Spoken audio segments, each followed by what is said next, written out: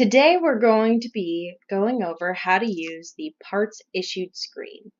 So as always, we want to make sure we've logged in using Internet Explorer and that we've successfully made it to the home page. Today we're going to be under the Parts tab, so let's click that, and then under the Parts Issued, which should open the Parts Issued screen, which is this right here. Now, a couple of things that are going to populate right off the bat. First one being the date issued. So that date issued is always going to be the current date because that's the day we're trying to take out that part for the work order. Next, the work order number. Now, if we select this, you're going to notice it opens a really long list of open work order numbers. Now, you can go through and scroll through the list, or what's a little faster is if you actually just go to the top here and type in the work order that you're looking for. So when you do that, it's going to do a couple of things. First off, when we type in that work order, we want to verify that it's the bus we're actually working on. Make sure that those two correspond. And then once that's done, it'll also populate the mileage. So that work order is going to populate both the bus number and that mileage number. Next, we're going to jump down here to the part number. And now this is the part that we need for our bus. So today, just for our example, we're going to do an HVAC.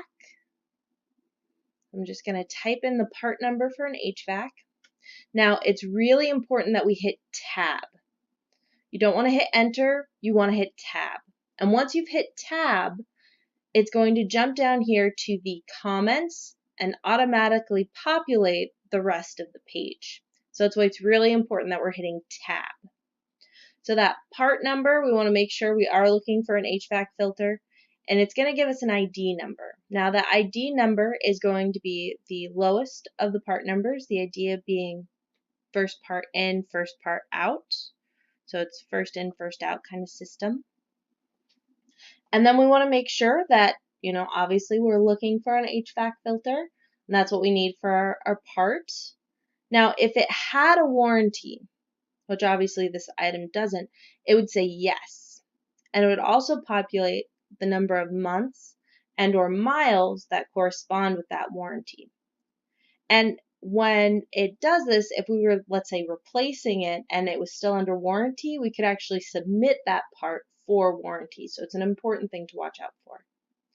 Next, the units of measurement. It's going to be done, in this case, each, because it's a single HVAC filter. So you should see quantity of 1. The other nice thing that'll happen is that price will automatically populate, and it actually includes tax, so we don't have to touch that. So once we verified that all of the information above is correct and looks good, we're going to go ahead and leave a comment. Now, the comment field is important as for the future, really. So it might be helpful later on when we're trying to research what went into this bus, if we're able to kind of see it. But this is just standard maintenance, so we're going to put that as a comment, just so if anyone's tracking what's going on with this bus, they're able to see it. So finally, the submit button. Now, this is actually the most common mistake that we see, is when people are hitting submit due to conductivity issues, they keep pressing it. And so what happens is it submits for your part over and over again. So you're actually taking away from the quantity that we have on hand, thinking that we need 7 HVAC filters when we don't. So when we've successfully submitted, it's going to return to a blank screen, and you'll know that you have successfully completed your parts issued.